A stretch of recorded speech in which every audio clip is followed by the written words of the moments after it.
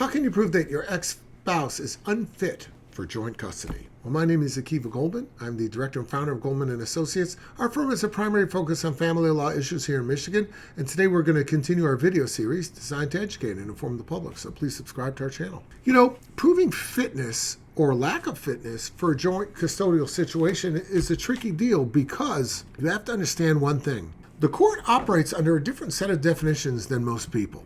The court's dictionary says different things in it.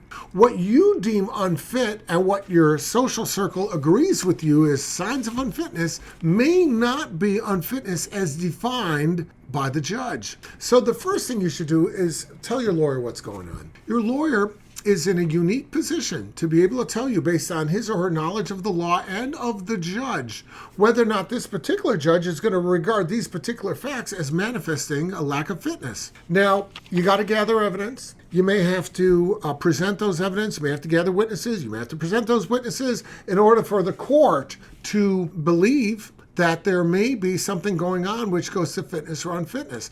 I'll tell you one thing. In a joint situation, what you're asking is, you're saying, Judge, you ordered this joint. Let's make it not joint, but singular to me. I want the full custody, and I don't want to share it. So in order for the court to make that change, the court has to be persuaded that the joint just isn't workable, either because the other side doesn't cooperate with you, or the other side is doing some other things which show they lack fitness for custody at all. But I think in a joint situation, it's always very helpful to bring evidence to show that joint contemplates a certain cooperation between the parties. I can't get the other side to cooperate. Why? She won't return my calls. She won't answer my texts. She won't answer email. We show up at the house at a scheduled time. She's not there. There's no indication that cooperation is a possibility, and therefore a joint situation doesn't work out. That kind of tactic and evidence to that effect has been very successful in the court, saying, you know what? I thought the parties could cooperate. I've underestimated the enmity between the parties. I've underestimated the fact that he hates her so much or she hates him that they can't get along, and therefore